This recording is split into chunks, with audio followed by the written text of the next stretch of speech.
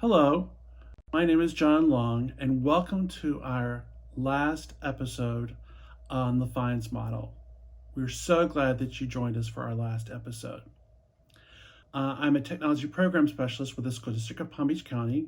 We're going to do a brief recap on what FINES is.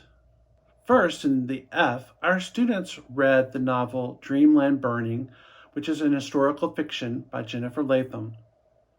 Based on their reading, they decided to come up with different topics they wanted to research based on an inquiry into the novel. So they came up with research topics. They were in 6 different groups. They learned about how to narrow their focus and build on what their topic was, which was the F.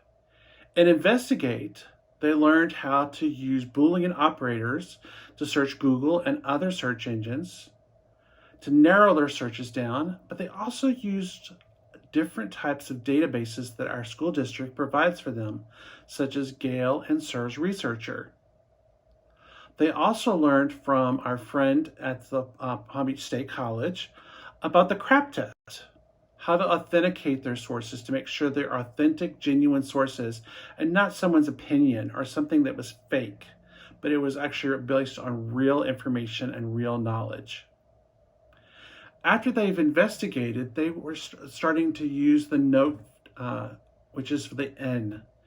In notes, they learned different ways of summarizing. They learned different ways of capturing it, whether it was from capturing video to capturing audio to doing sketch notes maybe, to doing all kinds of different types of noting, whether it was handwritten or it was on the computer or their Chromebooks.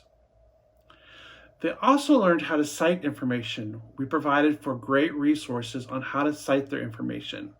One thing I did forget was in the Investigate, we showed them how to use the public library, and our colleague from EdTech, Tasha Burke-Peart, showed them how to get a public library card and use some of the resources of the public library funds.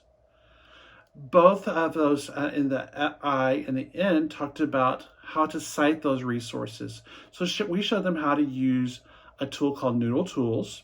We also talked about how to use them in the databases part, but we showed them how to cite information and copy it over into their Google Docs.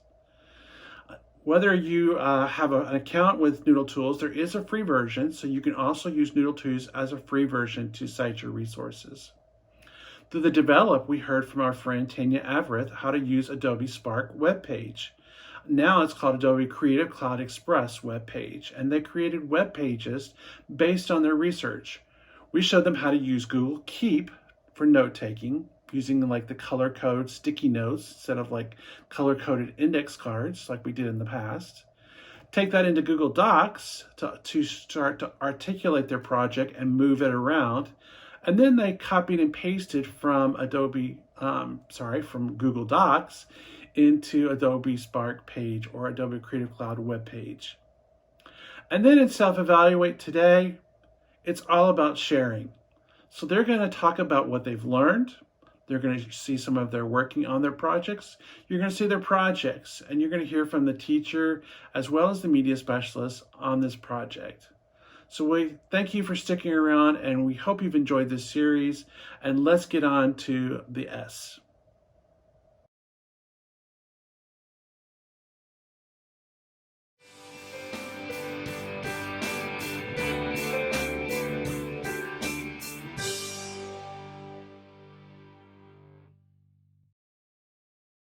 Right.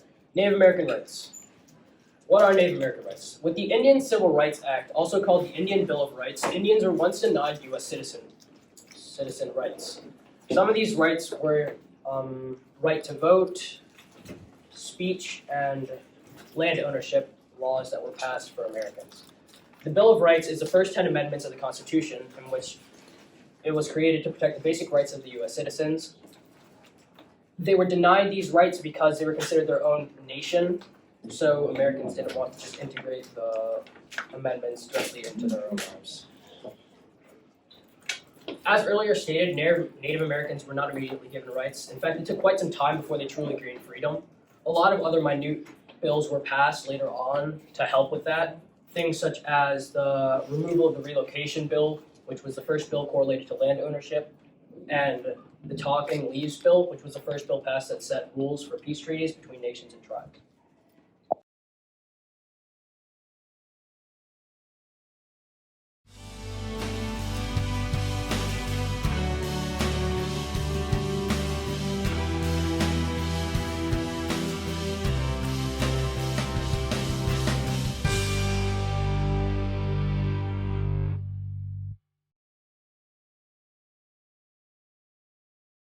So what I've learned about this project, it helped me use new tools and figure out new ways to find information from the past. And not only was this tool used for this class, but I was also able to use it in my business class to make new templates and also find new information about the past as well. And this helps me acknowledge more tools that I could use for better future references that I might use for other projects as well.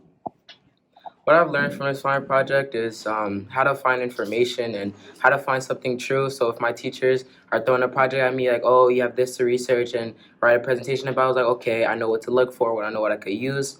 And also it's really taught me new things about the past, because honestly, a lot of people don't know what's happened in the past, and I think it's really built where we are now and how we could do better. So what I've learned from the Finds project is to use different tools to find information and collaborate with some of my partners to make a research project that is reliable and that's true. My students learned that the Finds project is something that can be utilized interdisciplinary, so that they are able to then take what they learned from this project and move it towards not only their high school years, but into their college education as well, by utilizing tools that are, or in resources that are applicable at that time. The Finds project was a really great experience for the class I worked with, Miss Wade's class. We were able to use an historical fiction novel, which the students were extremely interested in. It dealt with the Tulsa race riots. And so even though they were fictional characters, it dealt with something that they could actually go back in history and research.